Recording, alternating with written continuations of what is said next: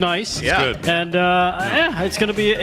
You know what I'm excited about? The new affliction of Democrats that we'll get into at some point tonight. Oh, nice. It's called Trump failure syndrome because they want him to fail at everything, which would in turn mean the entire country fails at everything. So it's I think it's a new level of TDS. We'll talk about that. And a lot of other good stuff, including the Powerball, which I've won the winning ticket, and I'll tell you how. No, you haven't. Yeah, I did. I bought have it. I bought it. This is my last show, as a matter of fact, because I'll be retired as of tomorrow night at midnight. I already bought it. I will not be here on Monday. Now, I've said that three times before. You're doing well. Yeah. You're doing very well. Yeah. I've won $8 and $4. So, but this is the difference. You're winning, This one's going to be So different. you're only down numbers. 30 grand. You could buy your ranch back. Yeah, I think I'm down. What am I? 8 and 4, 12. I'm down $88, I think, on this whole extravagant thing. So You can't pick letters, just numbers. yes, just numbers. Okay. Exactly. That's not my mistake. No, I'm no, no, picking no, numbers. no. Sitting across from me with the 45-47 hat is the one Kevin Downey Jr. Thank you. He's the host of the Kevin Downey Jr. Show, and you can hear him weekdays 9 to 11 on 103.9 LI News Radio, where you can hear this show Wednesday, Thursday, and Friday nights. Mr. Downey Jr., how are you? I'm good, thank you. I've got my 45-47 whiskey hat because why wouldn't you get a 45-47 whiskey hat? Yeah. And that is a real whiskey. And then I said, you know what I really need to go along with this? I need a jacket that is kind of me and yet kind of slick Rick. Found one. Found one. Nailed it. He's a little bit country. I'm a little bit rock and roll. Is that what you're doing? Yeah. Yes. Birch Gold will be proud of you. And a little bit of 70s wallpaper, too. I like it. Yeah, right. Right? Definitely. I thought he killed the bathroom curtain. chic. Yeah. We definitely had something like that in my bathroom growing up. Exactly. I completely get it. I scalped my grandmother's old couch. Well, Kevin's gonna That's half my wardrobe. Kevin's gonna do some news, but of course, what he does better than almost than anybody is to talk to you, the live from Studio 60 audience here at the America Great First job. Warehouse. So if you want to talk to Kevin during the commercial breaks, we'll get you lined up. Harry on the Highway's in the house, of course.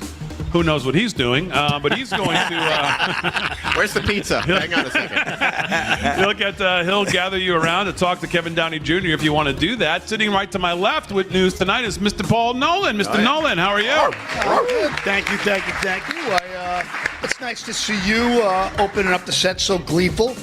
About our. What does that mean? Well, 'cause, I haven't seen you this gleeful in a while. And said it was nice to see you joyfully pound our buddy over here about his Cowboys. Yeah. You reminded me a little bit of Don Lemon when he's talking to people who hate Donald Trump. Well, I lied, and I was wrong, by the way. So That's right. I thought they were going to get blown out, and they obviously did not. And they covered the spread. So Slick was right. Me and Aaron were, well, terrible.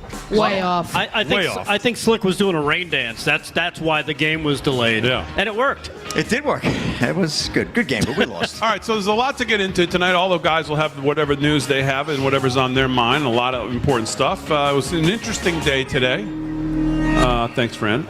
Interesting day today. The president gave a press conference in the Oval Office, made some executive orders. We now have a Department of War. Wow.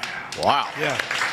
Yeah. That's serious stuff, man. Yep. And the president said, I think it's the proper verbiage. I think this is a big one, and I think you're right, Paul Nolan. It is the proper verbiage. I think it's a mindset that the president wants to give, and it is a mindset of if you're going to have the greatest fighting force that humanity has ever seen, you're going to use it to win, and you're going to use it to have peace through strength, and you're going to show it off, and you're going to have the right verb. You know, we always talk about the left controlling the language.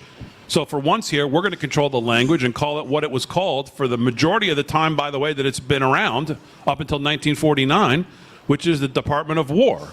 And I think that's exactly what it is. It is a mindset, and it is a state of mind, and it is a proclamation that, as the president said today, we are not going to play defense. We are not going to play politically correct. We are going to play to win. Yeah, in light of the charade that Putin and China and that they did, that whole little thing there, I think Trump coming out with this is pretty timely. I think he needed to pound the chest a little bit. And what they did there, what they tried to set up was an intimidation of the president. And I think this is the absolute wrong guy to try these types of things. So I think this is very timely. I'm glad he did it now. Hopefully they're paying attention. Yeah. Not to mention a couple of Venezuelan warplanes flew over one of our ships. Oh, yeah. Trying to just rattle the sable. Were they made of paper? Yeah. So that sends a message to them. Look, we just blew up one of your boats and 11 of your thugs. Cholos, if you will. I speak a little Espanol. It has, and but to that point, by the way, it still has been amazing to see the Democrats in the media just yearning to find something about that to hang over the president's head, defending narco-terrorists coming here to kill us and finding a way to try to find some way to defend it or claim that somehow the president didn't have the constitutional authority, which he clearly does, to do what he did. Especially because Venezuela has recruited how many gang-related or gang members and men, like conscribed an army in the last year. That's number one. The fact that 3,000 people died on 9/11, Americans, we lose 3,000 people every 2 weeks to fentanyl. We're not at war? I mean, please. I mean, at this point, I mean, that's right. The left is completely detached. That's what he's done the best. Think about what's going on inside of Venezuela right now. You know, the place about 5-10 years ago, they were eating the animals at the zoo because they were so broke. This is a country that is now training military ops with Hezbollah, Hamas, and they're bringing in Iranian troops, and then they're going back for more training in Iran for advanced training. They're not playing. What do we just do? Did we just not double the bounty on Maduro's head? And this. So, call it what you want, and I like the fact that it's called the war, not the defense, baloney defense. Call it what it is. You mess with us, we're coming after you. Yeah. They declared them terrorists. I mean, They are terrorists. General Raisin Kane has much said today. He said, and let me just he kind of phrased it like, let me just remind everybody watching here that we can get to you at any time we want, wherever you are. Yeah. And don't forget it. Yeah, and I think Trump That made guy, by the way, is serious business. Yeah. You can see why Trump likes that guy. And Trump did that a few times in his first administration when he talked to Putin and when he talked to a few other leaders. And the best one was the mullahs in Iran.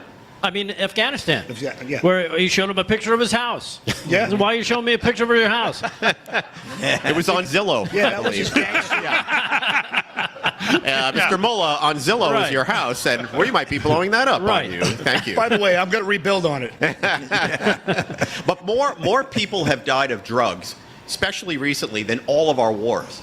I mean, think about the amount of people, not just young people, everybody, that they're flooding in. It is a war. You know, when I remember, was it Reagan, Nancy Reagan? They had the war on drugs. Yeah, the war on drugs. It was, sort of a passive way of trying to get the drug thing under control. This is how you do it.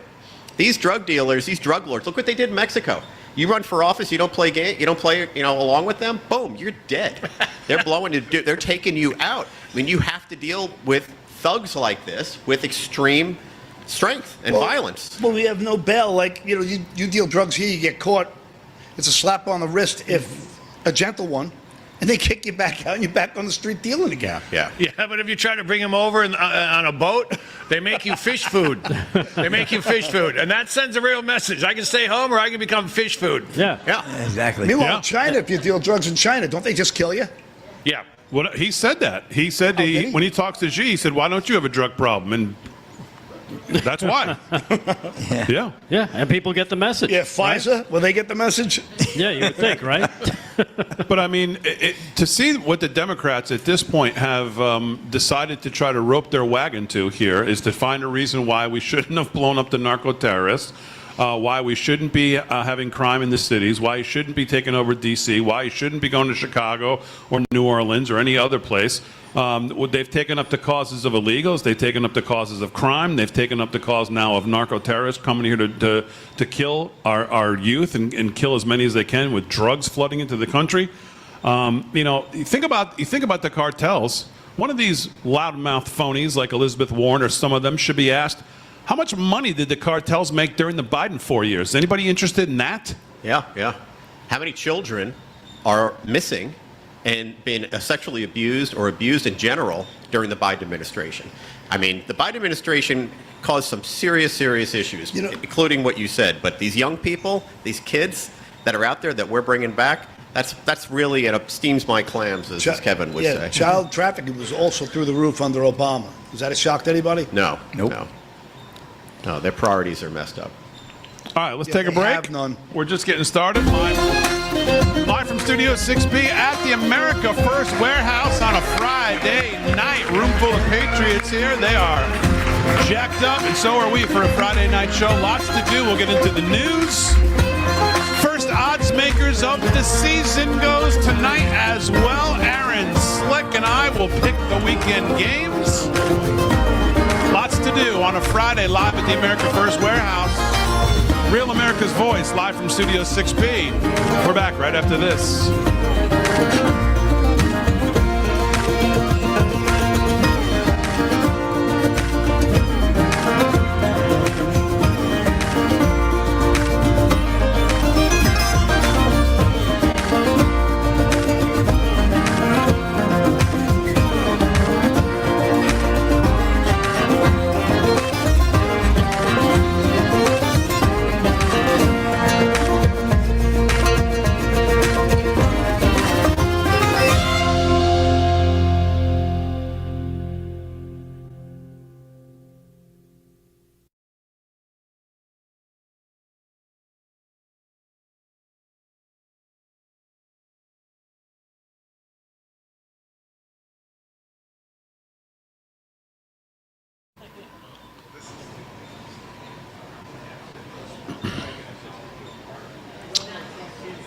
All right, so President Trump is actually speaking right now. I was just informed, so we're going to try to see if we can pick that up. Maybe when we get back from, there it is now. What we had last night, meaning IQ of common sense and survival. Okay, I think you have a higher IQ in certain ways, let me tell you. But we had a great group last night, and they're investing tens of billions. They're investing trillions of dollars. Some of the companies are investing literally trillions of dollars in this great country of ours. So we've turned it around to a level. We were given a very bad hand. We had 25 million people allowed to come into our country, come in from mental institutions, prisons from all over the world, emptied their prisons out into this country. Drug dealers, drug addicts, we have everything. They were allowed to come in. Murderers, 11,788 murderers, 50% of whom killed more than one person during their life. They were allowed to come into our country by the Democrats and by Sleepy Joe. And that was a thing. Now, they had the worst inflation in history. We've got the inflation down, but inflation is nothing compared to what I just told you. To allow 25, I believe the real number is 25 million people into this country, many of whom should never have been allowed into this country. And we're doing a great job in getting them out. And we're getting them out by the thousands every month, every week in some cases. And one example is right over here, Washington, D.C. It was the most unsafe city anywhere in the country, our capital. And after 12 days, it became known as a safe city. And then after 2 more days, it's now one of the safest cities in the country, and people are going out to dinner. They're walking down the middle of the street. Women are walking by themselves alone, and they feel totally safe. And if you leave here right now, and if you walk back to wherever you happen to stay, you're going to feel totally secure, totally safe. We've done an incredible job, and we'll be doing that with other cities throughout the country. I mean, when you look at Chicago, we have a governor that says that things are okay with crime, except that last weekend, 11 people were killed and 68 people were wounded by gunshot. The week before, 5 people were killed, 28 people were wounded. The week before, 6 people were killed, 19 people were badly wounded. Many of the wounded are going to die. And he said, oh, well, we have a safe city. These people are sick. There's something wrong with them. But we're going to make some other choices pretty soon. I watched Portland, Oregon last night burning to the ground, just burning with people. And these are agitators. These are professional agitators. These are not people that are protesting. These are professional paid agitators. And they're paid by the left, not by the right. And we're going to stop them. We're going to stop it all. So we're pretty much I don't think you can do much better than zero crime. They said crime is down 87%. I said, really? Who are the 13%? Okay, I don't think they exist. So we're so proud of what, because this is our nation's capital. Now we're going to be coming to you for a small amount of money. We're going to beautify Washington. We're going to fix the roads. We're going to fix the medians. We're going to clean up the place. We're going to put new grass in all the parks. You know, you don't know this. Grass has a life. Do you know that, Mike? Grass has a life like we have a life. It's so long. Guess what? It expired about 40 years ago in these parks. There's no grass on half of them. We're going to regrass them with the best guys in the country. We're going to grass them by people that do Augusta in Georgia, people that do the great golf courses of the world. We're going to have the most beautiful parks. We're going to fix the curbs. I noticed some of your curbs are broken. You know why? They're hitting them with a hammer so they can pick it up and throw it at the police. But not anymore. They're not. Not anymore. So we have the safest place, Washington, D.C., and we'll be going to other cities to help out. Preferably, we'd like to be asked. But in some cases, that just won't happen because there are people that don't understand the word ask, people that don't understand they're in trouble, or they're stupid. There's something wrong with them. But these are high crime areas, as high as there is in the world. You can go to Afghanistan. You can go to places that you think of are like unsafe. You're safer there than you are in Chicago at night. But we're going to make Chicago like this. We're going to make Louisiana. We have a great governor there. We're going to make, and a great, by the way, and a great speaker there. That's true. But we're going to come into New Orleans and we're going to make that place so safe. It's got a little problem right now, a couple of headaches, like murders, a lot of little murders going on, and we're not going to stand for it. And we're going to come in, we're going to clean it up. You're going to be safe within 2 weeks. That's going to be the safest place, just like this is the safest place. And then we'll be going elsewhere throughout the country. We're going to bring crime down because we can't have cities that are unsafe. I just want to thank you for everyone. This is a special group, and it is true. There's not one person in this audience that I had to call to ask for help, that we needed your vote. You're unbelievable people. That includes you, Jason. There's nobody that knows more about tax and money than that man right there. I'll tell you, there's nobody. It's true. And I'm saying that in front of a lot of television, Jason, so I can't ever take it back, but it's true. You do a phenomenal job. Mike, you surround yourself with, whether it's defense or anything else, I could name every single person here, and amazing. But you make my life easy. You trust me, you trust Mike, you trust leadership, you trust yourselves, and you don't make us make the call.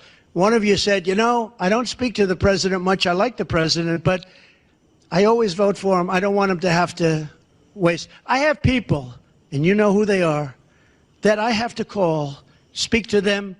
James, is that right? For hours. Hours. I know they're going to vote for us, but I have to speak to them for hours. And it's brutal. And it's not like at 3 in the afternoon. It's like 3 in the morning, right? 3 in the morning. You hear that sound of the train? The train is safe now. We don't have to worry about it. Isn't that a beautiful? It's a much nice, you know, it's a much nicer sound now than it was 3 months ago.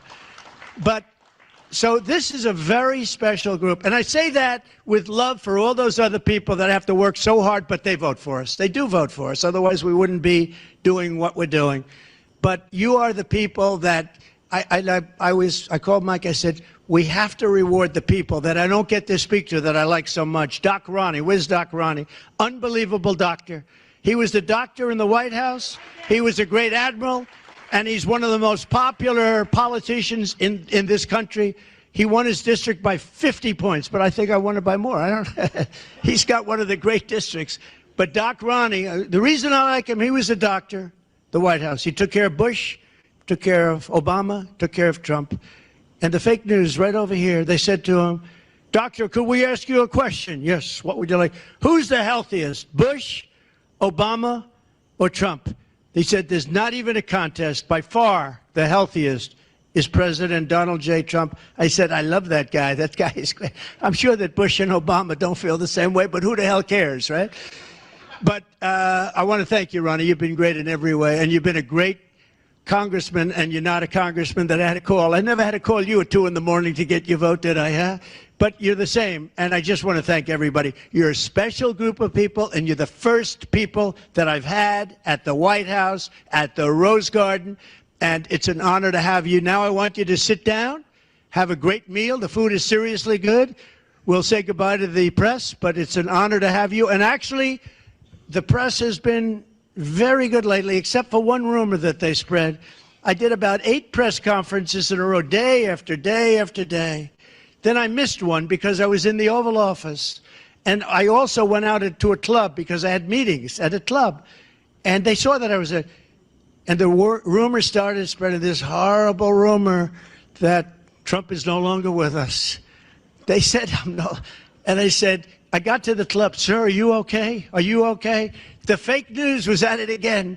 But because I missed one day of press conferences, so today I gave them about a 3-hour press conferences on changing the name of the Department of Defense to the Department of War. Because, you know, we won World War I, World War II, everything in between and everything in front of it. It was called Department of War. And then we went woke after the Second World War, incredible victory, and we said, let's change it to defense. And look, war means something. It means we're not going to have any problems. We don't want problems with people. And I've kept us out of wars. I've solved wars. But the way you solve wars is through strength. And that's what we are. We make the best equipment in the world. We have the best soldiers. We have the most powerful military anywhere in the world. We rebuilt it in my first term. As you know, we rebuilt it in our first term.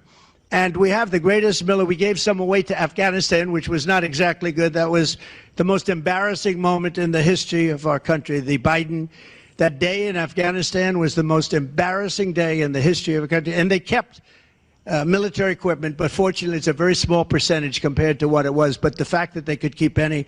But I just want to thank you all. You've been unbelievable. I'll be with you for the rest of my life. I will be with you, and you're going to be with me and with leadership. And Mike, I want to thank you for being a great speaker. You've been really outstanding, and working with you has been an honor. And thank you. And congratulations on being #1. This is historic because you're #1 here, and this little circle, this little beautiful grouping of some of the finest stone in the world. This is, I think, going to go down as a very important place over the period of time for news conferences, for celebrations, for dinners. And we're going to bring people together here. We're going to bring maybe some of the Democrats. We'll say the Democrats are invited. Now, we'll do that for about a week or two, and then we'll find out, well, it just doesn't work, perhaps, and keep them the hell out of here. We'll say you're going to have to win the White House to get here. But maybe it will work. You never know. We're going to give it a shot. We're going to let Democrats come, and we're going to let Republicans come, and you're going to mingle. You know, in the old days, Republicans and Democrats got together, and they'd go out to dinner, and then they'd fight a little bit during the day, and a lot of times they'd get 20%, 30% of one or the other's vote. And today that doesn't happen. It's solid blocks one way or the other, and probably that shouldn't be. But we'll see what happens. I just want to thank you all. You've been unbelievable. You're warriors.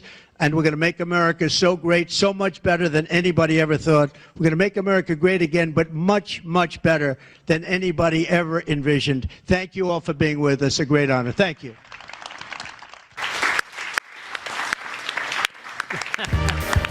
All right, there you go. President Trump, perfectly timed for the break. Live from the new Rose Garden. Speaking to, obviously, Republican leadership, I would assume there. So let's take the break. We'll come back, talk about what we just saw a little bit, and then we'll get back into the news live from Studio 6B at the America First Warehouse on a Friday night.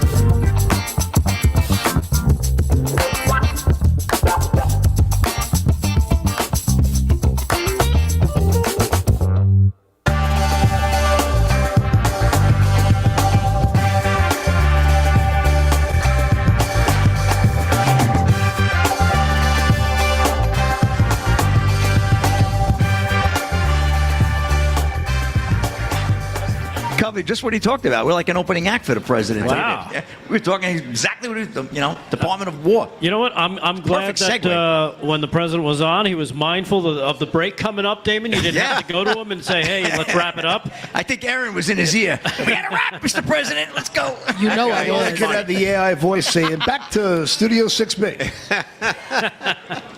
Yeah, I called him on the phone real quick. I knew it. He is funny. I felt like he was going to end it by saying, "I'll be here all week, folks. Get the veal." So he sounded. I mean, he just has such great lines. Cracks us He's up. got comedic timing. Yeah. He sets it up and he hammers it down. He's really good. Oh, yeah. His timing is incredible. When he talked about that, Department of War, I was going to say earlier in the first segment, man, he's so Reagan-esque with his, peace through strength. Yep. And that's why he's jacked up the military budget, but he's still like reluctant to let kids die for some corporate sponsored interest. No, Yeah. he's the opposite of that guy. They think he's the guy that's going to send them all to war, but he's the opposite of that Yeah, guy. totally. It's got to have absolute certainty and meaning. That's how Reagan was. Exactly right, Paul. And not only that, but it's absolute certainty and an exit strategy. An exit strategy, not leaving. Be like, stuff. look, I want an outcome. This is the outcome I want. How do we get there? You guys show me how to get there. Good, let's get it done and out. Yeah. Right. Otherwise, we call it the Department of War. I'm going to call my brother. Department of ass kicking. Yes. How's everybody on Facebook tonight? I see some familiar names out there. Clarity Pickett. You guys are doing a great job, by the way. No one has embarrassed us, so thank you. Oh, good thank you. job. What are you eating? Is that a pretzel? It's got a nice pretzel right there. Did you Look at bring it. some for everyone? That used to be a pretzel. He's almost done. Are we streaming on X right now? It's a whole new twist. Now, how do you guys watch the show usually?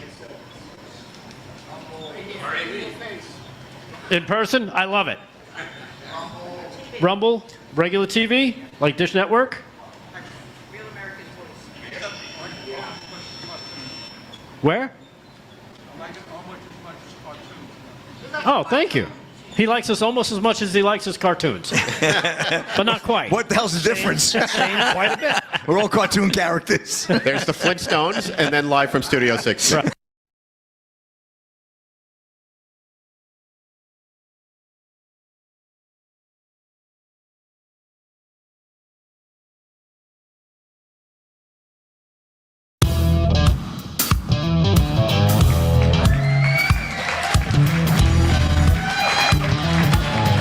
Welcome back, ladies and gentlemen, to Live from Studio 6B at the America First Warehouse. We've got our first victim up tonight.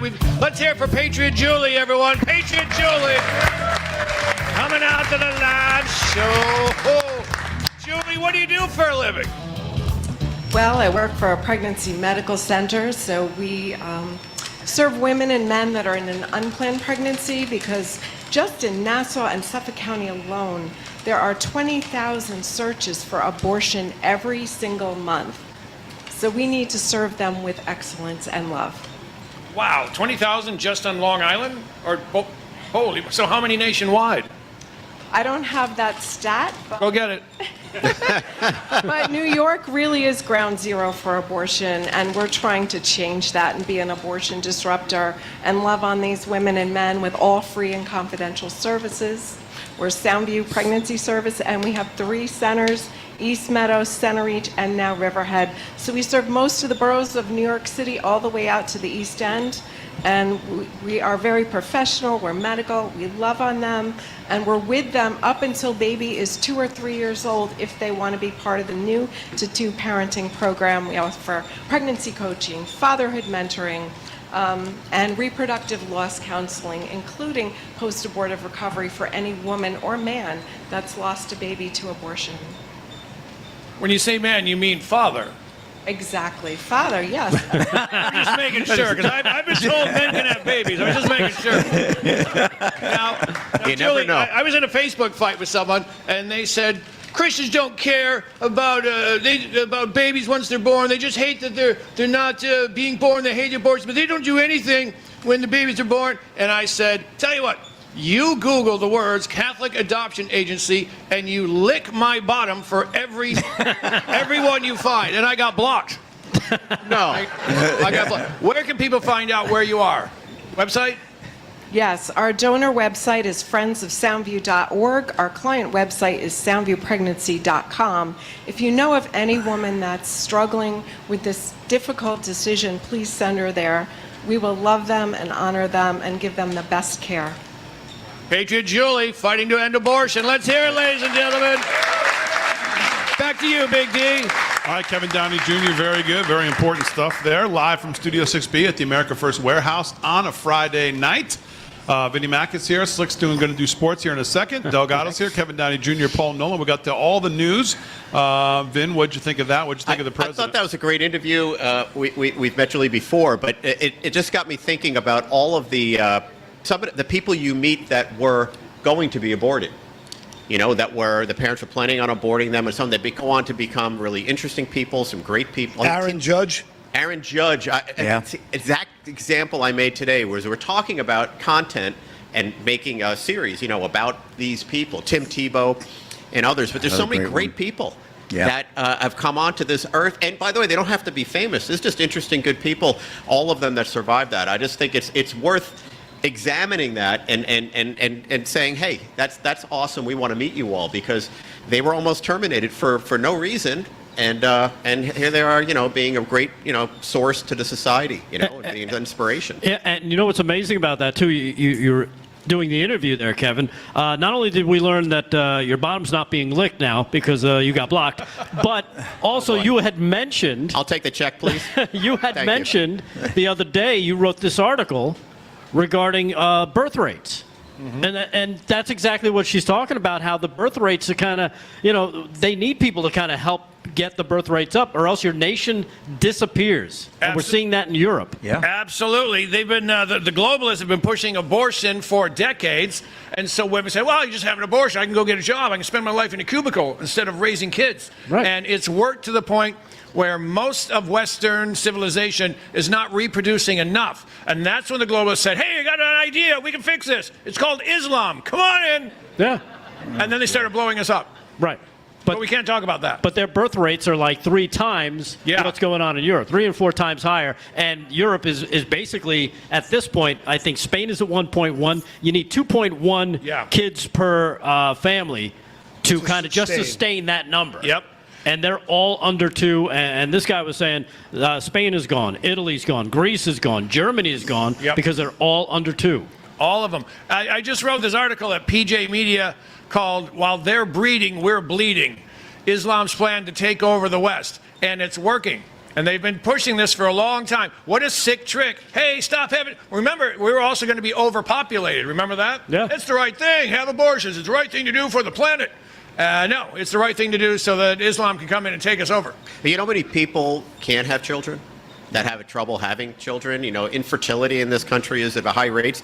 Who would love to have one of these children and take care of them and bring them up as their own? Yes. So it seems like a very solvable problem without having to have just the abuse of abortion. So thank you for doing what you do. Yeah. It's been a soft... Yeah. I stand it. It has been a soft war on depopulation, from fluoride in the water and chemicals in our foods and words we can't pronounce that we eat and vaccines that we take, and and not just that, the economic stature we're in, the dollar worth nothing, 2 parents in the workplace, both being taxed to death, impossible to make ends meet with 2 or more kids. It's all systematic, and don't think tanks and these big machines that process the plans down the road 10, 20, 50 years. Don't see this as part of their solution. And don't think endless war, while they made money, they didn't know there would be mass migration from the Middle East of Muslim nations running to Europe and America to breed. They knew this was coming. This was people, the globalists see these things so far in advance. I'm trying to balance my checkbook and and not get run off the road, get on the southern state, and these people are planning 100 years ahead of time. So we're up against something totally different. It's nice that the media can't control this age of information. As I said, we are the media now, every single one of us. It's all up to us constantly to spread the word, and just try to be as reasonable as you can with the blockheaded people who just refuse to see how distorted their view of the world is, and the liberals are lost.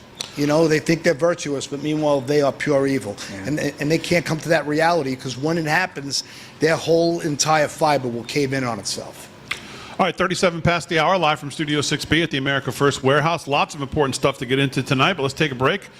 President says he's going to go to the U.S. Open, the final, in New York City. So Sunday. let's do some sports, and we'll get back to news. Sports is brought to you by our friend Mike Lindell. LFS6B is the promo code to use if you want to shop at MyPillow. Slick's got sports. Slickster, what's going on? All right, Big D. And in Flushing right now, they're trying to settle up who's going to be in that U.S. Open final on Sunday afternoon. Yannick Sinner, the world number one, right now making pretty much easy work of Felix Auger-Aliassime. 6-1, and now 2-1. He's trailing in the second set, but I do think Sinner will win. Carlos Alcaraz had a complete walkover over Novak Djokovic earlier today as well. 6-4, 7-6, 6-2, making easy work there. So right now, world number one versus world number two in all likelihood. They probably could have just skipped the first 2 weeks and just made it best 2 out of 3 and had them both play each other. But should be a great event, and the president will be there. And we're getting set as well with the women. We're going to see Aryna Sabalenka and Amanda Anisimova get it on tomorrow at 4 o'clock. The women's finals. I absolutely love the women's tennis finals. Fierce competitors. They play the game great, and that should be a good one. Number one, Sabalenka, a big favorite, though. She's got a mean serve, and I think, Vin, I know you follow as well. It's going to be tough for Anisimova to overcome her. I would have liked to have seen Naomi Osaka pull it out, but unfortunately she fell last night. Great pronunciations, by the way. I mean, you're getting all these names. A little practice. I'm impressed. Thank you. We got a little NFL action going on tonight, too. Second game of the season, Big D, in Brazil, Sao Paulo, Brazil right now. Corinthians Stadium, of all places. The Chiefs right now trailing the Chargers 7-0 with 4:28 to go in the first. Justin Herbert hit Quentin Johnson for a touchdown earlier. Johnson about with like 3 minutes in. So right now 7-0, Chargers winning that. Let's get to the baseball scores. Big one, Cincinnati Reds and Mets. Mets trying to lock up that third and final wild card spot, get themselves into the playoffs. Lead the Reds right now 5-4. The Reds do trail the Mets by 5 games. This is a big 3-game series in Cincinnati. Bottom of the 6th in there. Brewers over the Pirates 3-2, top 7. Also top 7, White Sox leading the Tigers 5-4. The Dodgers and Orioles, no score there. Yankees trailing the Blue Jays in the Bronx 5-1, top of the 5th. But Yankees have been playing good. They're going to secure a playoff spot. They're looking good there. And Giants over the Cardinals 2-0, top of the 2nd. We saw the president a little bit earlier, and they're getting ready for a big UFC White House extravaganza next year. And the White House plans were revealed earlier today, including weigh-ins at the Lincoln Memorial. Is going to be part of this. How do you like that one? Ryan Moorick, Fox News. Yeah. Reports detail, no kidding, to come out regarding the planned UFC fight at the White House next year. Dana White confirmed on social media Thursday that the event is on roughly 2 months after President Donald Trump's announcement. While admitted shortly after that announcement that he had no idea Trump would mention it in a public setting, but the ball has been rolling ever since. The Wall Street Journal reported Friday morning that weigh-ins will take place at the Lincoln Memorial, and the event will take place on the South Lawn after prior discussions of having fighters enter from the Oval Office. The outlet also reported that fighters may warm up for their bouts inside 1600 Pennsylvania Avenue. Talk about the Department of War. We're going to have a war right there, right? Unbelievable. So can't wait for that. That'll be great, Big D. So that's a rapid sports. I'm going to throw it back to you. All right, Slick, very good. Sports brought to you by Mike Lindell. LFS6B is the promo code to use. If you want to shop at MyPillow, give you a great savings. We'll do some more sports here in hour 2. But the president took a little time from us, but it was good to see the president talking in the new Rose Garden. He spoke about it today when he was in his presser in the Oval Office. And he was sick of the grass getting wet and everybody standing there sinking into the ground, he said. So I guess he was showing it off tonight. So we'll get to other headlines. But let's start the main headlines, which are the greatest headlines in the world. And that's with Rick Delgado. Mr. Delgado, what's going on? All right, David. Well, thank you for that. And, yeah, these are the greatest headlines. And I think President Trump just gave us one of tomorrow's great headlines. We'll see if the liberal media freaks out, as they always do when he says something. Did you hear at the end when he was talking? He said, "I'm going to be with you for the rest of my life." Yeah, I heard that. Right? Yeah. As soon as I heard that, I'm like, freak out is coming, because we already got Gavin Newsom freaking out every time the Trump administration sends him some new hats that say Trump 2028. Yeah. So you can imagine what's going through their demented little pea brains right now as they sit there and go, he is a dictator. He says he's going to be here for the rest of his life. See, there's the proof. I can see it now. It's going to be the headline across all liberal media tomorrow. That's great. Get ready. You heard it here first. This is what we do. We've got our fingers Right. on the pulse, Paul. Elon Musk is going to make a forever Trump robot. There It's you just go. going to be there forever. And it's just gonna be out And there. it's going to get younger. Yes. Oh my goodness, wouldn't that be great? It'll be on Mars, I believe. Yeah, right. And it'll be huge. Right? That'll be it. So that'll be interesting. And other great things that he talked about there. And Damon, I know you want to get into it. Maybe we can do it after the break. But about moving the country forward and what the liberals are all about. So I think we'll touch on that. I've got some stuff on Nigel Farage as well. Yep. And of course, Trump taking his fighting crime message.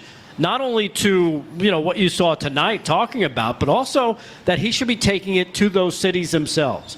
I believe, and I said this before, he needs to go on a campaign trail.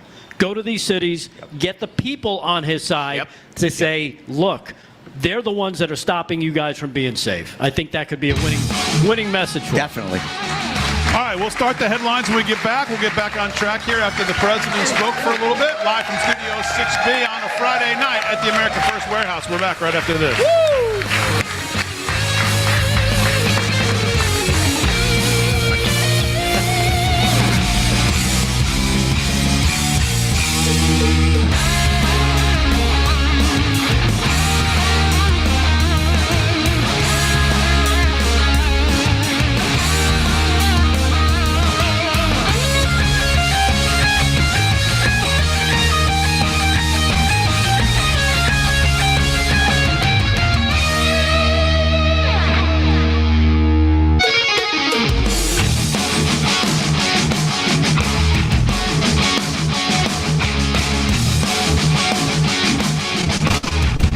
I watched some of that today. It was good. We'd have to check it. All right, I'll listen to it now. Chat. Live All at right, the Aaron, chat. you want to test this? You guys are doing good. Very good. Thank you. Yep. I hear it. You got it? Yeah.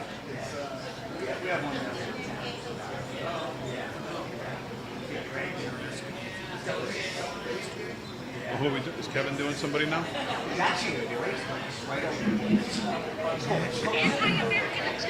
don't know if we have the promo upstairs. Okay.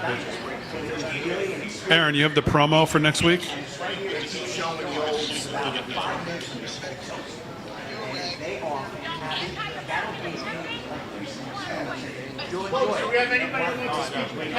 Yeah, we'll run it twice an hour too, top and bottom.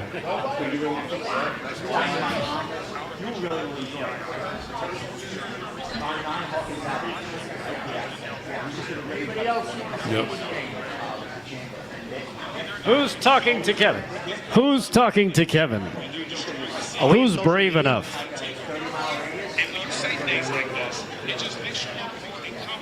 Remember, if you do have a question or a comment throughout the show, when Kevin comes out, wave him down. He's more than happy to sit with you.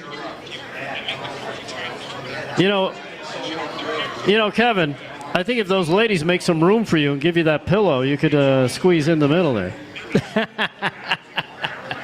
Yeah, now you're talking. The first 57 seconds are clean and clear, no cursing. So I'll send it to you. It's clean. Yeah, Right, send it to me. Where are you going to send it to me? What do you want it? Email or text? I don't know. We're not. Text. We don't have like. No, the screen. Like we're not on. That's what it. But usually it has us. No? You sure? Are you from out of town? Yeah, No. Okay. I'm from Center. Thank you, everyone on Facebook. I appreciate the comments and the support. There seems to be some people out there that must be left-wingers trying to sabotage the chat, That's cool. It's cool, man. Appreciate it. which is sad to see, but, you know, that's what they do. You can't blame them, I guess, for I got boots in that. trying, but we can shut them down. At least 3 pairs. It's just that there's nothing like him. I mean, when he would talk for half an hour, I could easily get 4. All right, here we go. Who do I do that with?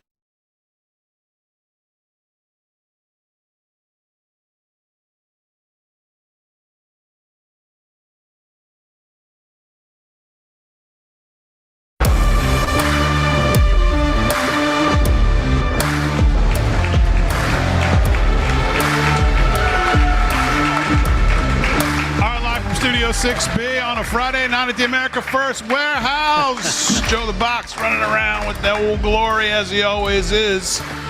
Slick's here. He's going to do some more sports. Vinnie Mack, Kevin Downey Jr., Paul Nolan, all going to get to their thoughts on whatever news that's caught their attention today. If I have some time, I do want to get to Tim Kaine. I was going to start with it, but we just went in a different way. So if we have time, we'll get back to that. But let's do some headlines.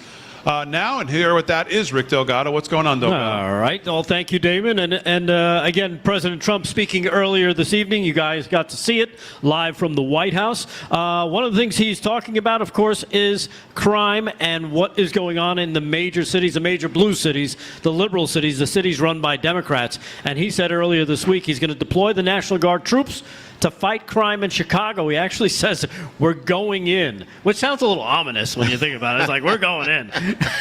It almost sounds like the SWAT team. He says we're going in. I didn't say when, but we're going in. Of course, all the Chicago politicians are freaking out. You got Pritzker, the governor of Illinois, freaking out. You've got Brandon Johnson, the wacko mayor, liberal mayor of Chicago, freaking out, erupting basically anytime he's asked about it. But I mean, and again, this is something that I said a little bit earlier regarding how he needs to take this message and take it to the people, kind of like what he did in the South Bronx when he was campaigning. Remember, everybody thought that's a terrible idea. Don't go there. Nobody's going to show up. It was packed. And it was packed with overflowing with the people that actually live there, who said, we understand what you're saying. We're not listening to the dipwads in Manhattan because they're not in the South Bronx. They don't understand the problems that we're dealing with. And I think if he goes to the people of Chicago, if he goes to the people of Baltimore, if he goes to the people of New Orleans, maybe do it like a campaign trail. You know, hey, we're coming into town. You tell us what you guys need, and then we'll take that to your politicians and beat them over the head with it. Well, did you guys see the clip circulating in the town hall where a lot of black people came up and started ripping into the mayor, saying you're either sleeping with the devil, you're friends with the devil, or you're incompetent, or they were just giving him the business. They want help. They need help. They're basically prisoners of their own home. You know, without law and order, you don't have a country or a community. You know, look no further than El Salvador, the single scariest place in the world until Bukele takes over. Right. Now it's the safest place anywhere per capita. Yeah. Think about what it takes, a little bit of leadership and some gumption. Right. That's all it takes. And what's amazing is you'll see the left-wing media, the left-wing politicians all say there's no problem, nothing to see here, move along. But meanwhile, there is a major problem. And if you ask the right people, like the people that actually live there, you'll get answers like Don Lemon wasn't expecting. Here's cut number 3, the former CNN hack known as Don Lemon, as he asked some people in Baltimore that he's probably hoping they're going to say, no, we don't have a problem here. We don't need National Guard troops. Here he is, cut number 3. Watch this face plant. I've been a resident of Maryland all my life, so I think it would help some. Why so? Coming from a family that was broken up, my husband was murdered 2 years ago, and nothing was ever done. Murder where? At home? Right out in front of our house. Sorry. It was a carjacking gone wrong, and they shot him in his head. Killed him instantly, so. But again, our lovely mayor didn't do nothing. Did they ever find the perpetrator? Nope. So you want to see it? Yes, I want justice. You want justice, and you would like to see the troops here in the National Guard? Yes. Thank you very much. I appreciate that, and I'm sorry you had that experience. He can't get out of there fast enough. And the lady next to him couldn't get out of there fast enough either. She wanted nothing to do with him. Yeah. So you can see the left-wing former media, because he's not getting paid to do that anymore. Of course, they're suffering because every time they do decide to go and talk to the people, these are the answers they're getting. So I think that's the way. Especially heading into Chicago and Baltimore, like you saw there, that's the way I think the president should be tackling this. Make it more like a campaign thing, and get the people on your side. That's how you won the election. You got the people on your side. So it's sort of like this war on drugs thing going on, because the people doing the carjackings and the killings, there's drugs everywhere. It's really based off the drug trade. And you ask, I think you're 100% right. He goes into the streets and starts asking the people of Chicago. But these are people that have lost a child. They've lost a friend, as we talked about. And what I always wonder, and we talked about this the other night, is what do these politicians care about any life, like one life or 100 lives? Does it matter to them? They don't care. These are collateral damage for them. For their political benefits, and they should all be thrown out of office. Yeah, it's almost like they need a certain number. We haven't hit that death number yet. As soon as we get that death number, then we'll do something about it. But you'll never see that happen. Yeah, they'll do something. They'll take your Second Amendment. Right. That's their solution. All right, give me one more, Delgado. What else you got? All right. Well, I don't know if you saw this, but Joe Biden may have suffered a little problem. Did you see the bump on his head? According to some reports, they think he may have fallen. But now it's coming out that it looks like that former President Joe Biden, may have had some surgery, as he was seen with a massive wound on his head. This is coming from the New York Post. 82. Shocking footage showed the former president sporting a noticeably large red wound across the front of his head, partially hidden by his white hair, probably because his wife punched him in the head. While leaving a church in Rehoboth Beach, he was a little surprised, the person who took the video, that he saw such a huge, noticeable scar on the former president. It looks fresh, according to the witness, said the little hair was combed over the scar. It looks to me like someone had several basal cell skin cancers removed from his head. Or it's an auto pen injury. Yeah, it could be an auto pen. I believe, It could be that. Because that auto pen could do a lot of things on its own. A lot of things. It's unclear if the former president went under the knife, as you can see with the bandage. According to this picture, the 46th president previously had a cancerous skin lesion removed from his chest after a physical in February of 2023, which again turned out to be this basal cell carcinoma, diagnosed as an aggressive form of, which could be an aggressive form of skin cancer. So we'll see what happens with that. But it was a disturbing picture when you saw it over the weekend. It looked like he fell, which I wouldn't be surprised if maybe he fell and had like a loaded diaper incident. I heard a zombie wanted to eat his brains but left hungry. I did not know that. He had Dr. Fauci going to get his prostate cancer. Oops, wrong end. I couldn't tell. Put a mask on. I thought it was confirmed that he was treated for cancer, no? Yeah, I guess there was some reports that they weren't sure because it looked like a bruise to a lot of people, but now some people are second saying, time. Yeah, the second time. 2 different cancers, too. Yep. Yeah, exactly. on the chest. Yeah. All right, very good. We'll do some more headlines with Delgado. Let's do a little Vinnie Mack news. We'll see what's on Vinnie Mack's mind. Vinnie Mack, what's on your mind? Well, I was on Google Earth just checking a few things, and I did notice that both Rosie O'Donnell and Ellen DeGeneres are still not living in the United States. Yeah. Just wanted to make a note of that.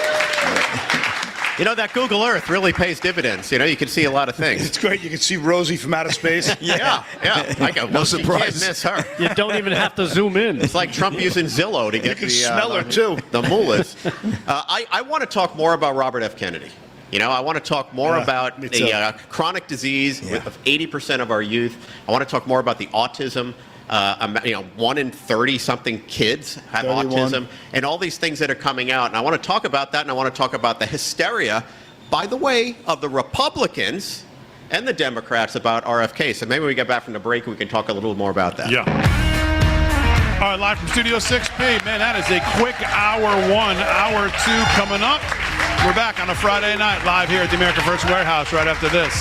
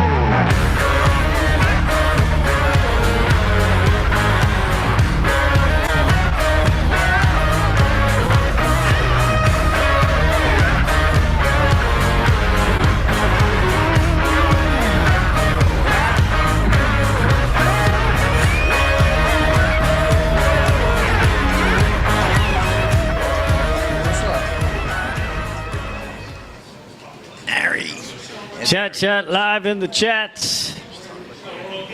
Thanks, dude. I appreciate it. Give it to Run Harry. the promo, then come to me, and then I'll throw to Kevin. Chat Say live in the chat. Mr. Delgado, Yes, what? look at the TV What TV? in front of you. Yes, I see that. Okay, He's looking at some of the top of them. that's different than it was It before. was different. You're right. Thank you. Oh, he got it. So what's your point? Now I don't have any point. You just want to see the back of your head? Is that what you're, Well, I wanted to straighten you out. Oh, thank you. Yes, he's cute. Yeah. Harumph. Jethro TXK in the Rumble chat. Frederick Leathers, Drake 99, Hot Dog 1966, Astro Tech. You're going to do RFK? Did you hear Trump today in the White House?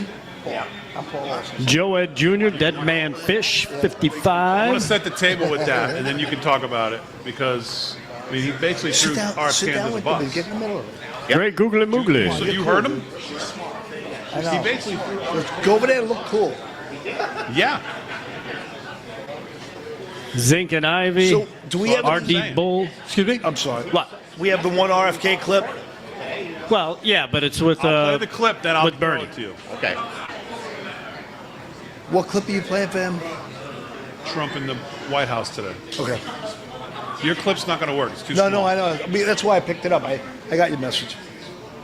All good.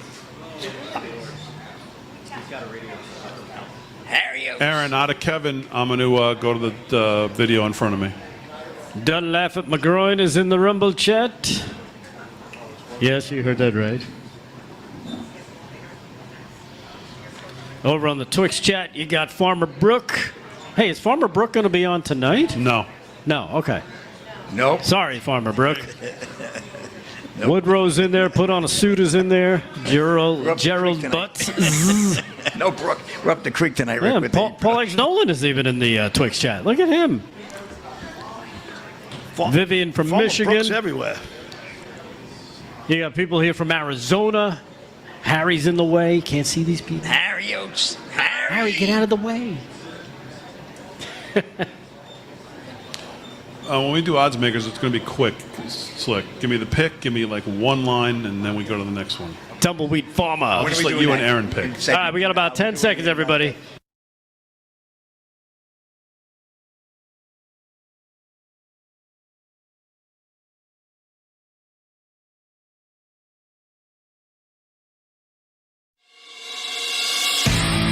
Hey Rav family and War Room Posse, mark your calendar. September 12th and 13th, the Rebels, Rogues, and Outlaws Tour is coming to the America First Warehouse. I have never seen anything like this. 2 unforgettable days filled with Patriots, barbecue, and live shows straight from the most amazing place, the America First Warehouse. Get ready for a special guest to be announced, plus a 3-hour live episode of Studio 6B. And we're just going to go do it. On the 12th, Steve Bannon will host War Room Live at 5 p.m. And Steve will be back again on the 13th. Woo! Followed by 1 hour with Peter Navarro. I went to prison so you won't have to. The Rebels, Rogues, and Outlaws Tour, September 12th and 13th at the America First Warehouse. Scan the QR code to see pricing and availability. Don't miss this opportunity. Tickets won't last.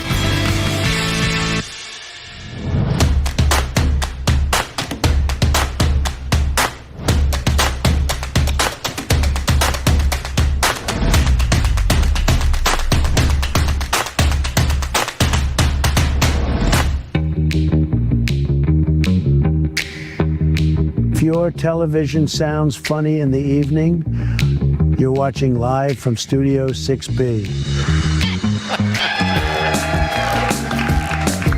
All right, it is live from Studio 6B at the America First Warehouse. Hour 2 on a Friday night.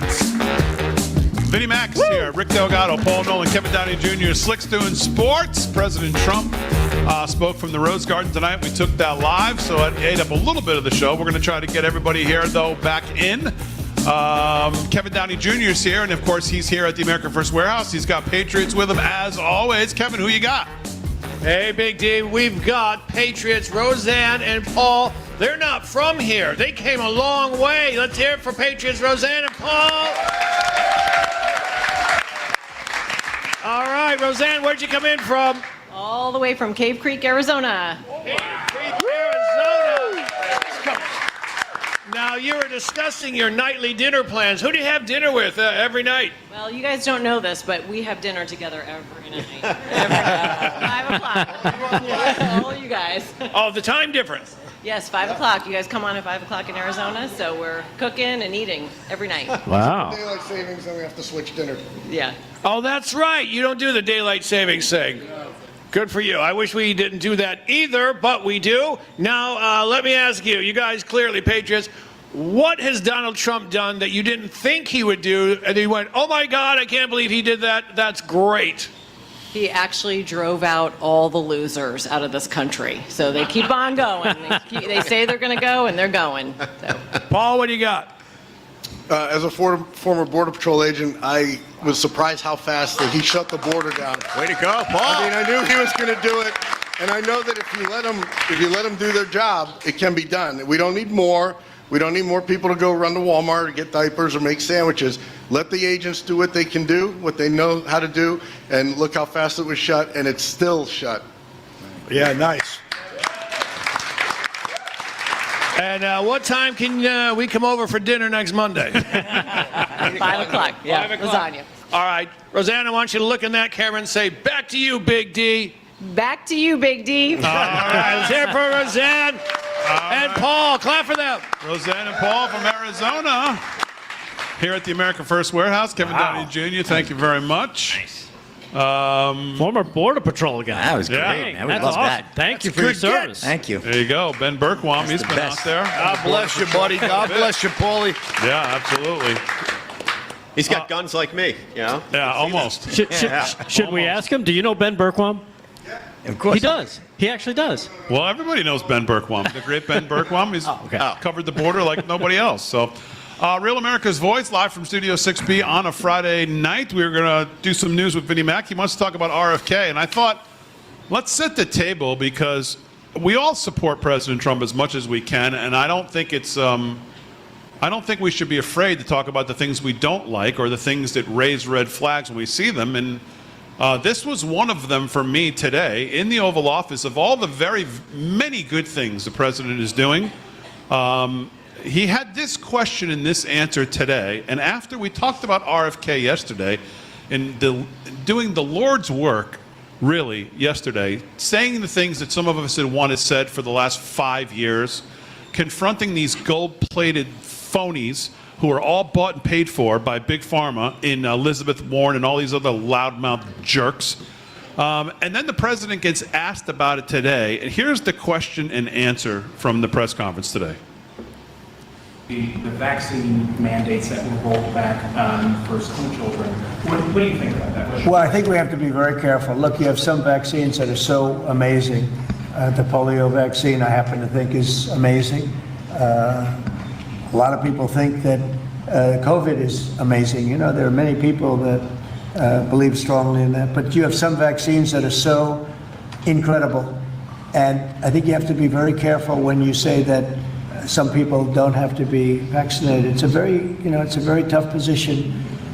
So I'd give you an answer. I'll give you a feeling. But just initially, I heard about it yesterday, and it's a tough stance. Look, you have vaccines that work. They're just pure and simple work. They're not controversial at all. And I think those vaccines should be used. Otherwise, some people are going to catch it, and they endanger other people. And when you don't have controversy at all, I think people should take it. Vin, I think people should take it, and they're great. Essentially, is still continuing what the president says here. Yeah. I look at it this way. First off, there are good vaccines. I think we've seen them save a lot of lives and cure some things. What's happened is our medical system has gone vaccine crazy, and they've also not done the proper testing to validate these vaccines. Who needs 80 vaccines? You know, some of these kids have to get 30 vaccines by the time that they're just getting into school. I think where RFK's coming from, that is completely misunderstood, is that he's saying, I'm not, don't think you shouldn't take a vaccine that's going to help cure something. I just want to see them done properly. I want to see the research done properly. I want to see a little more thought into it. And I happen to suspect that these vaccines and the over-vaccinations might be causing more problems than they're solving. I think that's where RFK is coming from, and I think where Trump is talking about is saying, you know, hey, there are some that are really good, so I'm not anti-vax. I think the whole subject is misunderstood. I think RFK is so misunderstood. What this guy's doing is such common sense. As I said before the break, 80% have chronic disease. That's an astonishing figure. 1 in 32, 33 kids born have autism. An astonishing figure. These aren't like statistics. These are like major majorities of our population. And all RFK is saying is something's wrong. And the people who are supposed to be watching this and fixing it, they're doing a terrible job. And I'm getting rid of them. Just like Pete Hegseth has done with the military. Just like others have done that have come in, like Kash Patel's doing with the FBI.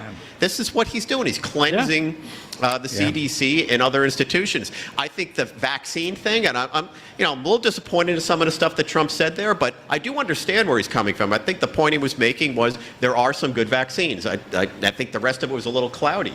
But RFK is misunderstood because the left wants to misunderstand him. They want to make him a villain because of the pharma companies and so on. As far as I'm concerned, I think he's one of the best picks Trump's made in his entire cabinet, and he's made some great picks. And he's going to be changing this country for the better. And he's a true American patriot, this guy. Yes. You know, I read his book about Fauci way back when no one would touch that book. And I was startled, That shocked. real Dr. Fauci's insane. And it all came out to be true. He knows what he's talking about, and the way he fought those senators, you know, in the hearings, the way he went after them, I say kudos to him. And I think Trump's he doesn't need to come around. He said what he said, but I think Trump's going to back him. I don't think it's going to. But what I'm worried about, really, what I wanted to mention during this whole little diatribe on RFK, is our Republicans. They're going against him. What the hell are they doing? It's common sense. Look at this country. They're keeping their money machine going. They're keeping their money machine going, and it's like Doge, like we talked about last night. RFK is Elon Musk to the healthcare system. It's very much like Doge. Yes. Yep. So, go ahead. You know, so to me, the Democrats especially don't even want to have this argument. They don't even want the discussion on the table. No they discussion. don't want the research on the table. They want to stomp him out before any of this comes to light. That's what's so frightening about this. They want to trust these venerated, wonderful deities in the CDC that supposedly the experts. Is it because they're corrupt? Is it because they're stupid? Or is it because of their ego, where they can't admit that they were duped? We talk about it all the time. It's easier to fool someone than admit you were fooled. And is it ego for these people, or is it their money? What is it? Because for me, I'm thinking it's money first, and it's ego second. It's money, and it's a Trump pick. They don't want the discussion even on the table. Yeah. The evidence has been so overwhelming that even the measles vaccines, they show evidence that the measles started to eradicate its own self before before the vaccine came out. And that was from like the 30s, 40s, 50s, and the 60s. They saw all kinds of anomalies, through it. So there's a lot of evidence to say that vaccines are the number one moneymaker for pharma. They don't have to bring testing. 1 in 5 drugs make it to market. Each drug takes roughly $20 billion to get to market. And if it gets to market, that's $100 billion. One sticks. That's for one, now you got to run the risk of advertising it, efficacy, work, and then they get pummeled on the back end. So the Dole-Bear Act makes it so there's no testing on vaccines. So you know what? If I'm in that business and I have no soul, I'm going to make a vaccine for everything. But he's over the target. RFK is over the target. Right. 100%. Look at the response. We see this with everything Trump does and all of his picks. They go crazy. Why? They're right over the target. 100%. It's in the bullseye. So I would say he's doing a great job. Yeah, exactly. And if you want to see what happens when he confronted Bernie Sanders, cut number 2. Bernie Sanders admits they're all corrupt. You call that a piece of cake? You can listen to it and watch it yourself. Here it is, cut 2. Check it. Every single Republican, I don't mean to be political here, Mr. Chairman, has received PAC money from the pharmaceutical industry. Are they all corrupt as well? Yes. I'm telling you, the American Heart Association has been corrupt by the food. Everybody but you, Senator. But you know what? When you ran for president, we have a corrupt campaign finance system. Maybe you'll agree with me on that.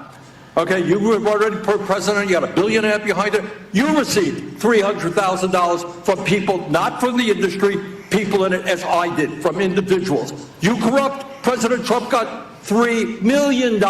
Every Republican got corporate PAC money for the pharmaceutical industry. Democrats as well. Everybody is corrupt, but you?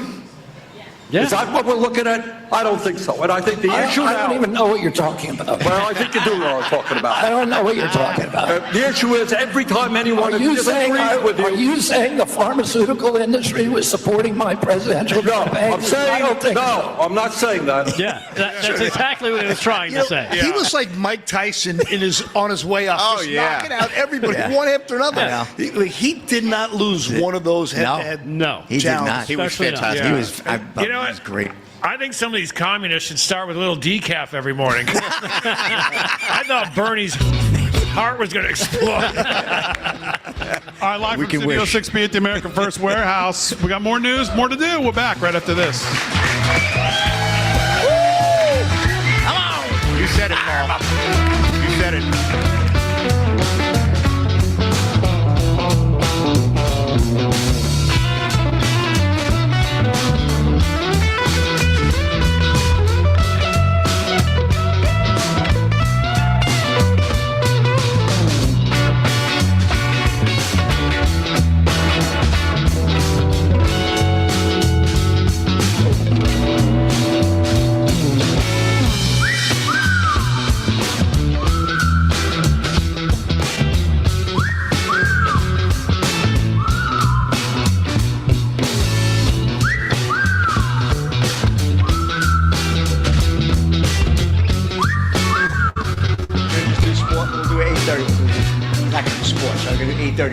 Didn't Army and Delgado win the gambling this year? We're teaming up. I do pros and he does college. When did that get discussed? What? When did that get discussed? I've been saying it for 5 weeks. Has everybody on Facebook? I won't do it. Whatever. Sherry Merrill, thank you very much. To do that many people in this segment. Linda Dooley, we're not going to have that. You got it right there with I got Bernie the Cleveland Browns Pocahontas. plus 5.5. Make a note of it. You get the Browns? Plus 5.5. That's the first game I looked Prudence at. Buxton, thank you very much. Big RFK supporter. Chris Ford. All right, 2 seconds, please. Harry, you should get a bump shot off Joe's shirt. That's next week's thing. Oh, yeah. That's a good shirt. Philip Huff, good to see you out there, man. Yeah, this RFK thing really strikes a chord here on social media. Roberta Barnes, I don't know why these rules kept trying to stifle RFK during that whole thing. That was the Very unfair.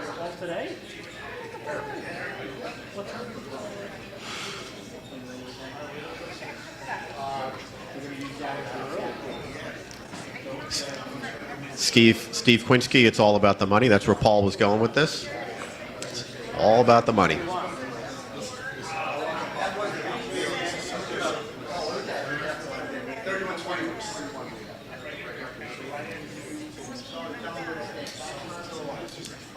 Susan Lewis, okay.